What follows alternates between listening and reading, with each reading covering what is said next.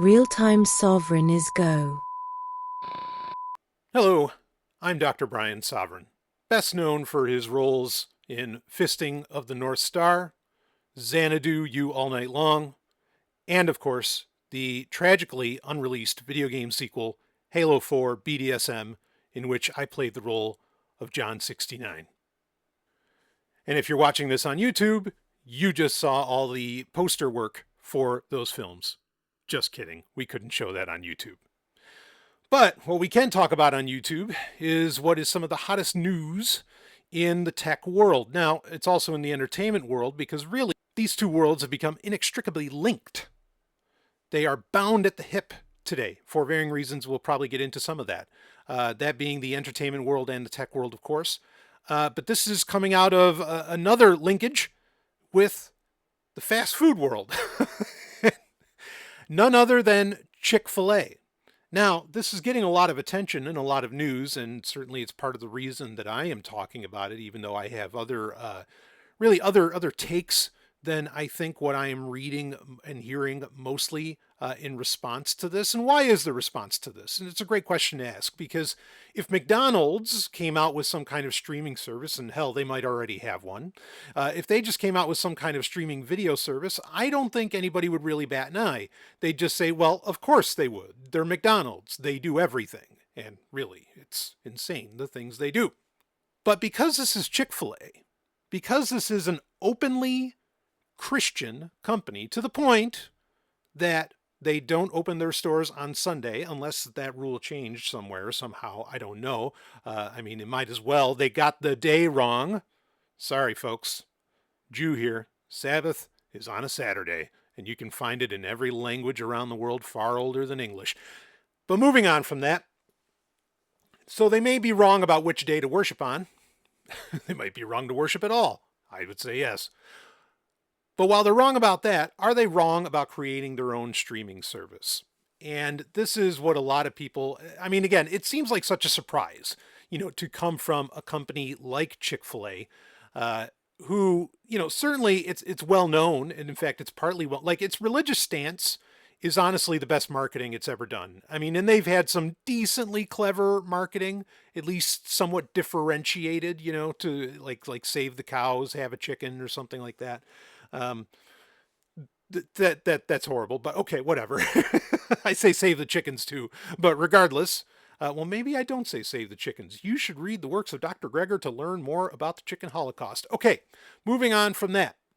They've had some pretty good marketing. Their religious stance, however, is clearly their best. And living up to it, not just in it's not just lip service, right? Again, closing a fairly popular food chain for one day of the week is unheard of, not just in the business world. For sure in the, in the restaurant business, that's unheard of. But I think for a lot of businesses, frankly, that's unheard of. It's almost like having bankers hours or something, and I don't mean bankers in England that has just some of the most tremendous fish that I've ever seen. Fish fillets. Anyway, or fish and chips, right? That's what it's all about. Okay. So what makes this, again, interesting is, they have come forthright with the announcement saying that this is going to be family-friendly content. I don't think they've gone so far as to say that it's religious, unless there have been some other interviews that I've missed. But you can tell that that's going to be a part of it. And what's really interesting to me is, because I don't think this is just a marketing stunt. I think they're actually going to pull this off. Okay. And I think they can pull it off. And you may be saying, yeah, but wait a minute, Stallion. No way. Streaming is a failed model at this point in time. You have entire studios or networks even shutting down or consolidating, or taking down shows to get the tax break, like Disney Plus and Willow, or whatever. You're right that those things are occurring, but here's the thing, okay? The successful streaming services that probably aren't going to go away anytime soon. Let's talk about those for a second. Obviously, the elephant in the room is Netflix, okay? Netflix is the streaming service. Do I like it? No, it annoys the hell out of me. And I don't have, in fact, I famously canceled my Netflix subscription way before that was cool. I mean, now I think we're at the point of apathy where people are just like, yeah, of course I have a Netflix subscription. Or it gets wrapped in with their phone bill automatically. I know what was T-Mobile or some, mobile operators and MVNOs, like they offer those. Anyway, Netflix is it. Okay. But Netflix is so it that the content it makes by and large is meaningless because there's so much of it you can't watch it all. And that so much comment is so much of it comment is something I want to try and address later on if we have time. So link is in the show notes for this story, by the way, whether you're watching this on YouTube, you're listening to it on Spotify, or you're listening to it on Apple Podcasts or Pocket Casts, or wherever you listen to podcasts. But the link is in the show notes for the story if you want to dig in a little bit deeper. But the main thing I want to get to are some of my alternative takes. But to get to your point, your question of, wait a minute, these things are failing. Okay, Netflix doesn't appear to be failing. I mean, it seems like they're burning money right and left, but it doesn't appear to be failing, or at least it doesn't appear to be going anywhere. And I do think that in 2025, Netflix is going to get a major boon of subscribers as they have, made a exclusive contract with the WWE and, their parent company TKO, which of course also owns UFC. That doesn't mean I think UFC is going to disappear from some of its outlets, but it's certainly things would be trending in that direction. And, wrestling fans, especially today when things have basically left the PG era behind in wrestling. Not to give you a history lesson in wrestling, but when you've left the PG era behind, you have a lot of old school wrestling fans who number in the millions that are going to start watching again, and they want to see what's up. And hey, they already have a Netflix subscription, so why won't they? Or, hey, a Netflix subscription is really cheap and I can watch it anytime. I'm going to jump on this. Now, is Netflix going to take advantage of like live content and everything? Oh, of course they are, especially with wrestling. And live content is one of the few ways that a company can actually seem to save itself, or a streaming video company can save itself, because like you have to be subscribed, you have to be there. It's not something that you watch later. So that said, the streaming services that can actually compete with Netflix, it's pretty clear who and what they are. They are companies that their streaming service is actually kind of a value add. Okay, it's something they do on the side. They may take it very seriously, but it's something that they can do on the side because they make money through other things. So, for example, Amazon Prime, right? Prime Video is not going anywhere. Why? Because Amazon makes plenty of money, as a shopping destination, but then also, just think of everything that Amazon does. Most importantly, AWS, which actually makes more money by exponentially more money, leaps and bounds more money than any other aspect of Amazon. Okay, so Prime Video doesn't have to go anywhere, and if anything, Prime Video is in even better shape and is, by some people's metrics, the true competitor to Netflix because it can actually host its own content and stream it, because this is one of the most expensive parts of this whole proposition is you have to host all of this video. And that's a question, or that's an issue we're going to address with Chick-fil-A, because if there's any point of failure with all of this, or any point of concern with this entire idea on Chick-fil-A's part, in my opinion, that's the one. Who's your CDN? Who's your content delivery network? How is this going to work for you? Because that could get expensive. Even though I'm sure part of the solution is they know that their product is going to be decently niche. So that's it. You have Amazon Prime. Doesn't need the money that Prime makes. It's a value add to get you into Prime subscriptions, of course, and then even into earlier this year they tagged on another $4 if you want to remove all ads. Money hand over fist. So the other one, of course, is Apple, who also, depending upon the day, is the most valuable company in the world. In the trillion, and soon to be, I'm sure, trillions of dollars, if not already. So as the most valuable company in the world, making all of their money off of Apple services, as well as selling iPhones and every other thing in the button, whatever that happens to be. Okay. They can run Apple TV as a value add. They don't have to worry about Apple TV making money, right? Because it's just a way to get, just like Amazon Prime, to get more people to subscribe either to Apple One, which batches in all of their features, or, just to get them into Apple services in some form or fashion. All right. So Apple TV, not going anywhere. Apple TV could honestly, as Amazon as well could consume like some of these other struggling, failing streaming services, right? Perhaps the most prominent struggling service would be Paramount Plus. I don't think Disney Plus. I mean, we rarely find out numbers, but we can tell kind of what's happening with their content strategy, what's going on. Of course, Paramount, Studios shut down this year, but with Disney Plus, with the abject failure and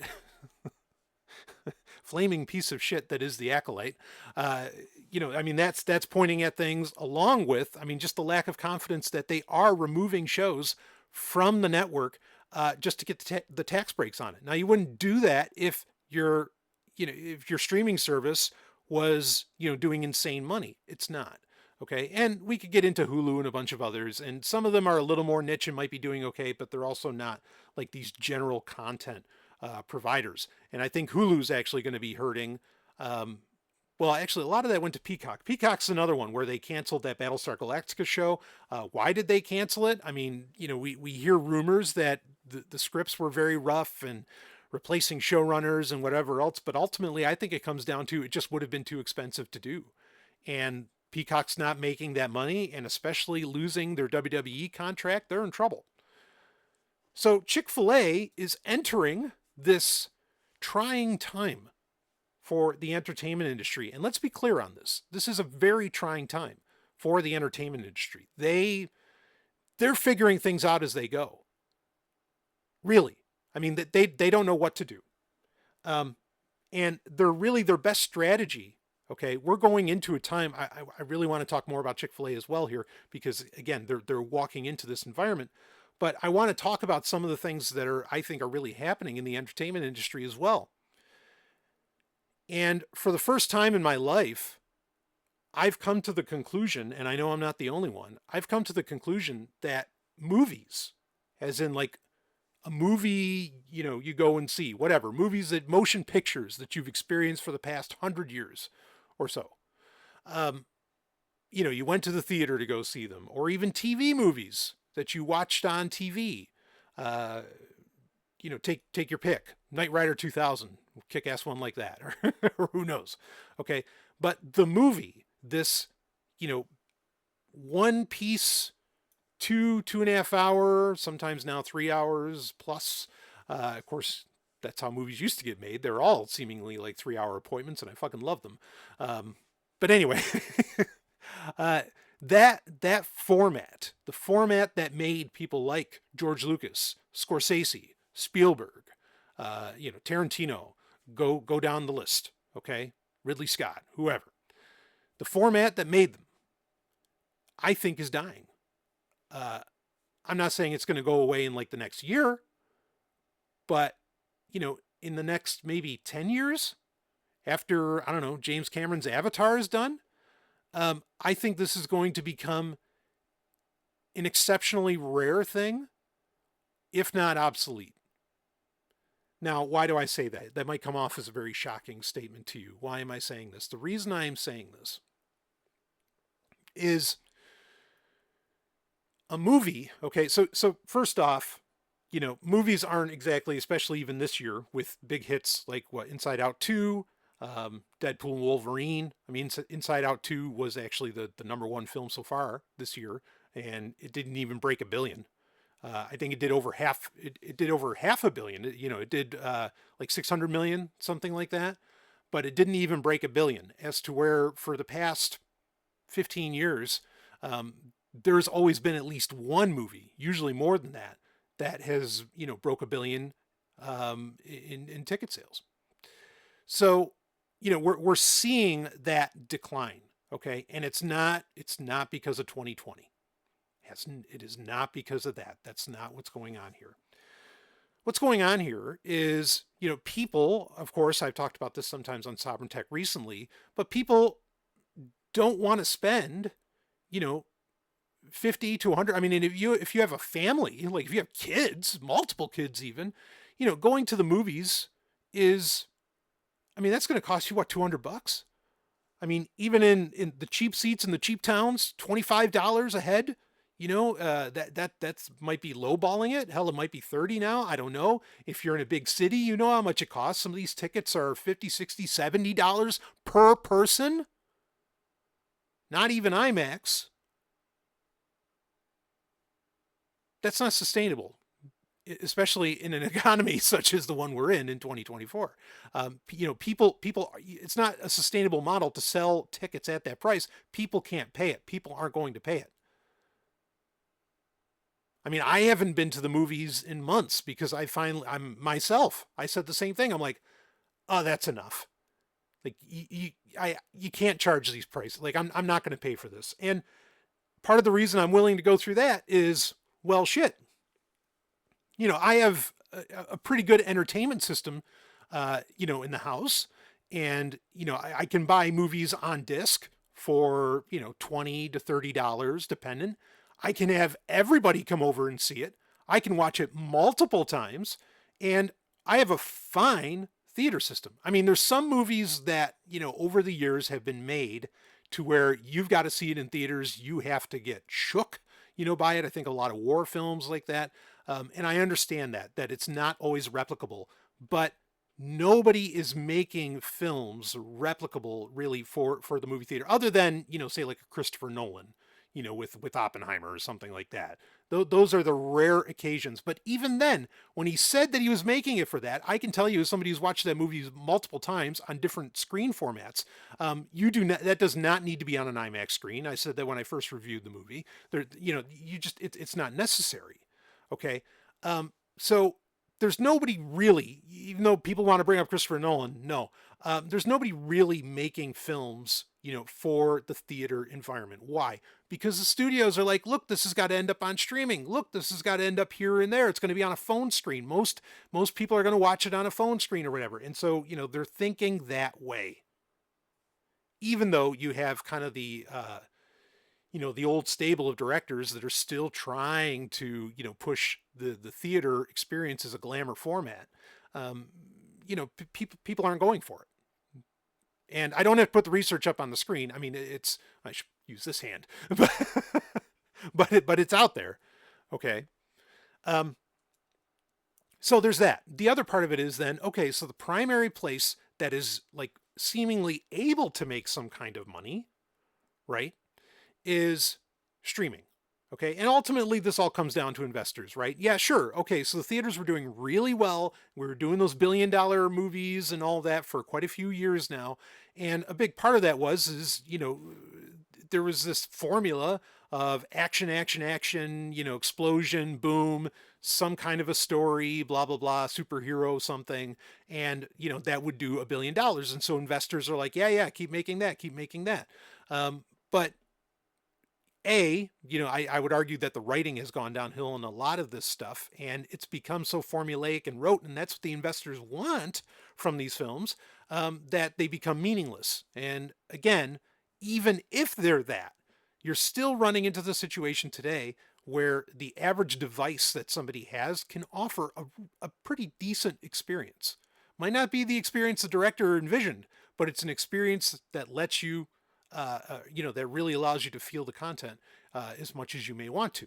Okay. I'm not saying watching things on a phone screen is a great thing. I would never argue for that, but you can have a pretty great experience in your house. And actually Apple, I think, is a big part of behind this, of proving that with the Apple TV and just the insane quality of their content. Sometimes it looks better than almost anything I've ever seen in theaters. And sometimes it's the documentary shit that they do, and it looks that good. And so you can't even go to see that in theaters. And so a lot of people, I think there's a dramatic shift. This isn't even bringing up YouTube, right? The ultimate streaming service. But there's this dramatic shift in people's minds that if I want to see great content, it's in my living room or it's on my phone. It's not in a theater. And, over the years, that has been slowly chipping away. That concept has been slowly chipping away. That reality really has been slowly chipping away at people's minds. So if streaming services are the way to go, then how do like, where does a movie fit into a streaming service? The reality is it doesn't fit very well, unless, it's some like rom-com or something that's really not that expensive to make. Okay. Or for right now, we still have stars who are kind of like legacy, these like legacy actors who still have name cachet, but they're going away. Like that's just going away. And even they know it, right? Matt Damon famously said there's no such thing as leading man in Hollywood anymore, and so on. But also you have in movies, like they are, if it's not those kinds of films, not rom-coms or, lower budget stuff, they're expensive to make. And when I say to make, I mean to make in the way that viewers have come to expect. Okay. You can make low budget films, sci-fi films. They're really interesting with pretty good effects. You can do that. Okay. But, today people just expect everything to look real, and so unfortunately, there was a time, I think, where you could get away with not so great CGI, but that time is no longer today. So a lot of these smaller films, and especially ones that don't have any kind of name actor in them, they're going to have to get privately funded. They're not getting, or, Full Moon will have to make them or something. Like, they're not going to get made by these streaming services. Conversely, the big budget stuff, when a movie comes out on a streaming service, it's one and done. You watch it, it's over. That's it. You don't have to, and here's the key, you don't have to subscribe for another month to see it. Okay? As to where, if instead of making a movie, you make it a TV series, right? With like 8 episodes, which could equal to, because the episode lengths can be variable, which can equal to really the ultimate length of a movie today, 3 hours plus or less, then, and that requires people to subscribe for at least 2 months, say, or 3, then you're going to make TV series, or maybe, they should more properly be called miniseries, is what they used to be. You're going to make that instead of an actual movie that people can just sit down, watch for 2-3 hours, and then they're done with it. You're going to make something that becomes an appointment for them and that they have to, keep subscribed to get it. And that's the reality of the business model of streaming. The purpose is not to make great art. Granted, that hasn't been Hollywood's purpose in a long time either, if ever. Okay. The purpose is to keep people subscribed. And so you will do whatever it takes to keep people subscribed. So the concept of a movie is antithetical in every way to the subscription streaming service model. And so if everything's going to streaming, if theaters are dying,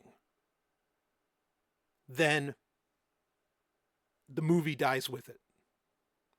Because, once there's no more movies, theaters sure could just like keep playing old stuff. And I think there's value in that. And there's going to be a market for that. There always will be. There always has been. All right. But that's what Fathom Events is about and so many of these other companies. Okay. But this idea of the movie, it's not going to be a part of the program. And they don't really often, I think, call these things mini series either on streaming services, partly because if it does really well for them, it gets great download numbers and whatever. Don't call it a mini series because you'll want to do a season 2, which is really, it's not really a season 2. It's actually a sequel to the first film, and it's another film. And anyway, this is partly why, if you watch, these shows today, and again, they are only like 8 episode seasons. Why is that? Why did the season numbers drop? Well, aside from syndication needs and, advertising dollars and all this stuff, part of the reason is really these things are being made like movies. They're not being made like TV shows. They have awkward moments where they stop. They have episodes that seem to have no beats to them. They're, all of this. It's because they're literally being made like films. They're not really TV series anymore. So the irony is we really have like a whole new animal now. And I know I haven't mentioned Max. I don't think we can call it HBO Max anymore, but whatever. The less I have to talk about that, the better. Just because it seems like the only thing it can really do is some kind of Game of Thrones nonsense, and it is just that nonsense. So, regardless, we have a new beast, and I guess you would just call it like maybe we should call it a streamer, or a streaming show or something like that. But like, they're not TV shows, not as we've known them for decades. They're not movies either. And again, the movie is really going to fall away. Maybe they'll make movies here and there as like some kind of prestige piece or something along those lines. Maybe, but even that doesn't really exist anymore. But it's good. We're entering into a very interesting time where these formats of entertainment that we've had for a century, half a century, depending upon which one we're talking about, more than half a century actually for television. They're dying. They're going away. And I don't know that they're ever going to come back. And it's kind of funny in one sense, and then we're going to get into Chick-fil-A. It's kind of funny in one sense because in one sense, one of the things that always blew my mind when watching Star Trek growing up. So we're talking about real Star Trek, right? Star Trek The Next Generation. This could be just as true for the original series, of course, which is the best Star Trek. But Star Trek The Next Generation, Deep Space Nine, Voyager, all of it. One of the most amazing, except for Enterprise. That's a caveat here. One of the things that amazed me, that blew my mind about it, is that they don't watch TV. They don't watch movies. And I remember, for most of my life thinking, well, that's crazy. Like, like there's no way that they don't still watch TV shows and movies, even in the 24th century. Like, this is just part of what we do.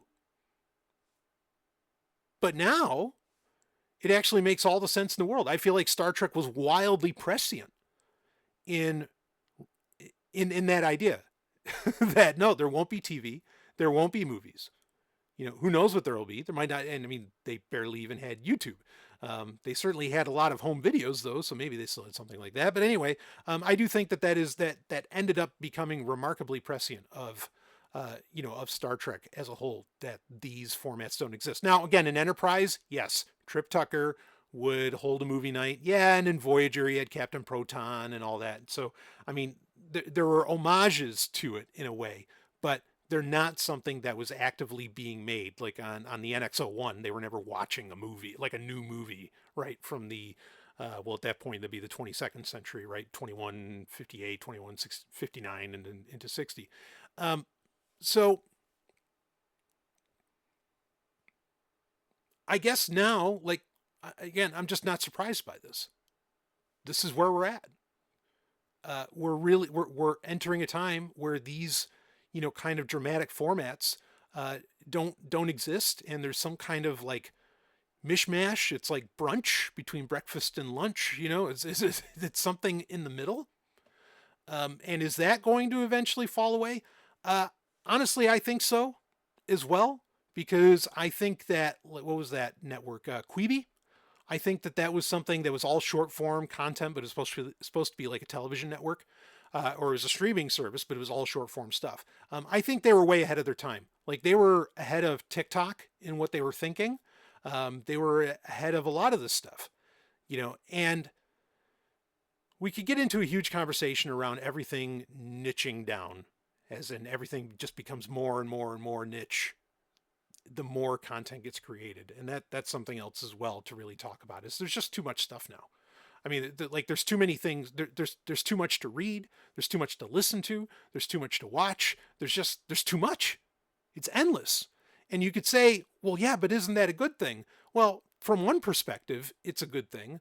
On the other perspective, not so much, because if you're, say, the aforementioned Star Trek, if you're a huge fan of Star Trek, there is so much Star Trek, to take in now.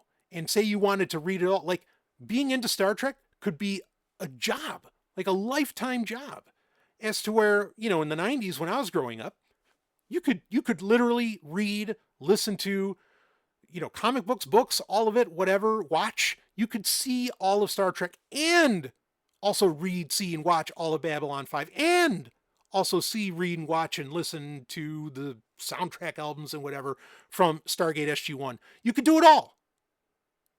But now, like, forget it. There's just too much.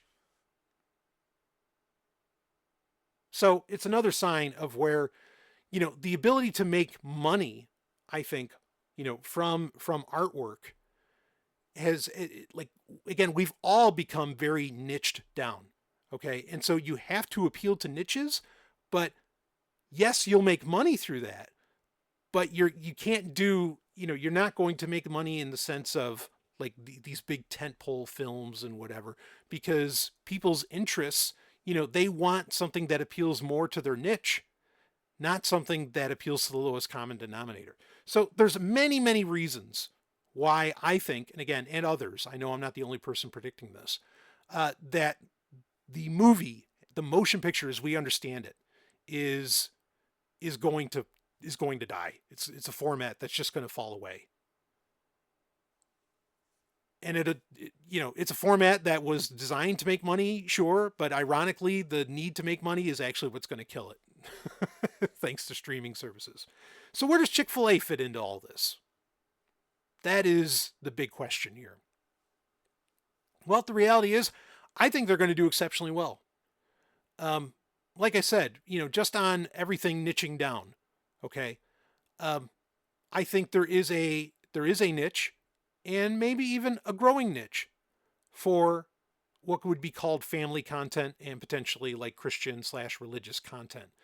Now, this isn't anything new, okay? There used to be like networks like the Trinity Broadcast Network, right? Like TBN, that was all Christian stuff, Christian talk shows, Christian variety shows,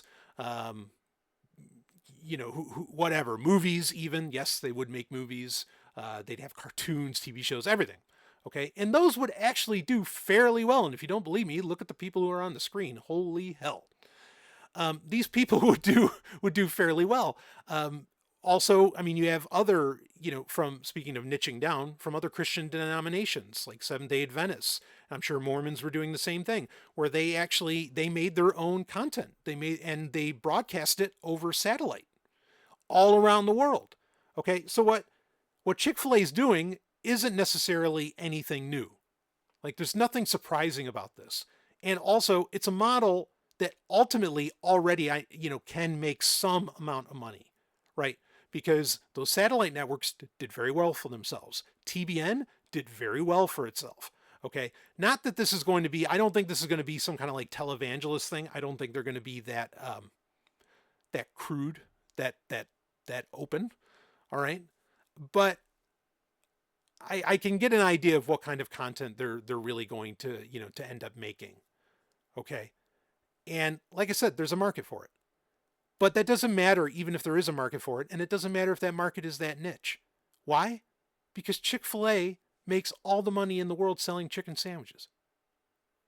Okay, this is why they're going to succeed, because they don't need to make the money that Paramount Plus does, that HBO Max does, that Hulu does. Okay, go down the list. They don't have to worry about it. They're in the same position as Amazon and Apple, where they make plenty of money.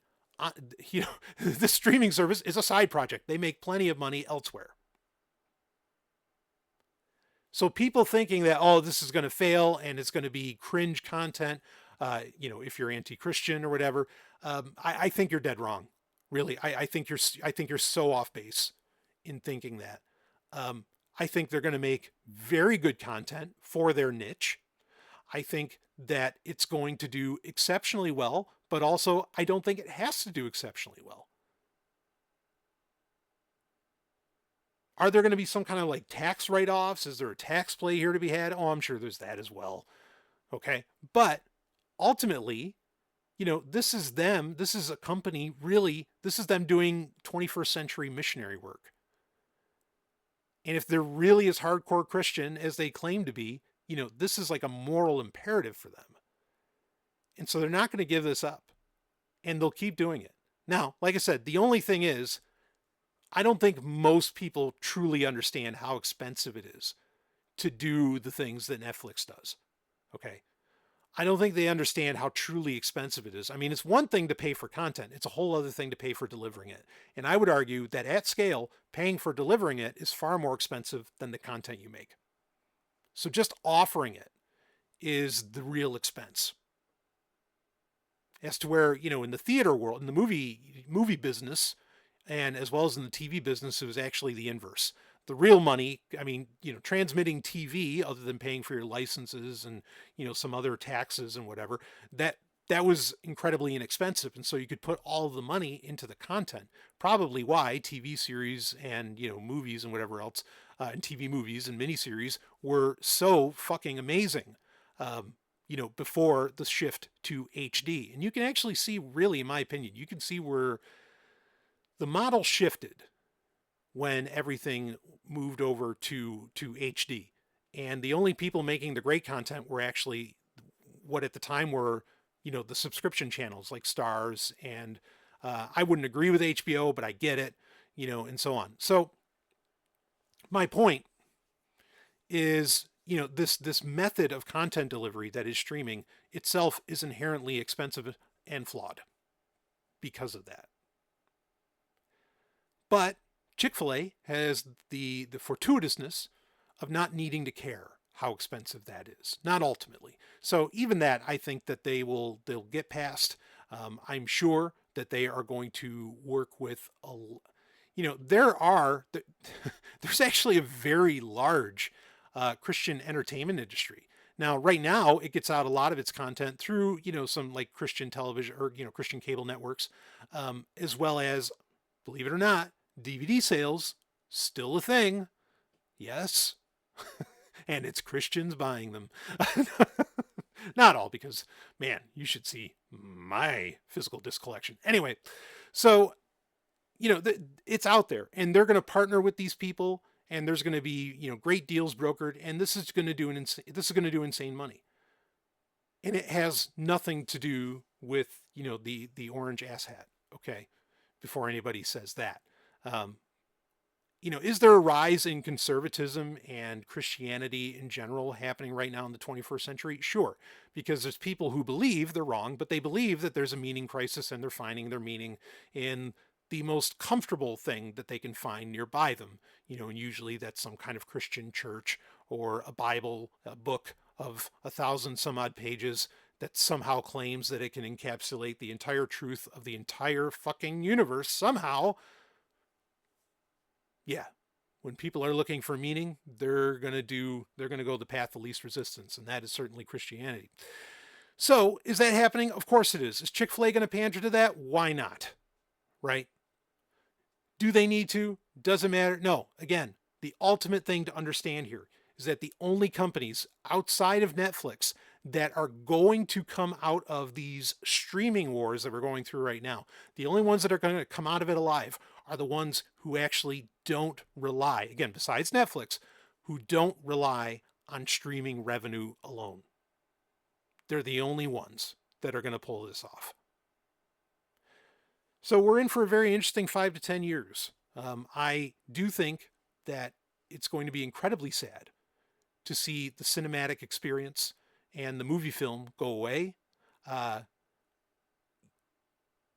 These are things, movies have been such a core part of my existence, my whole existence. I can't even begin to describe how.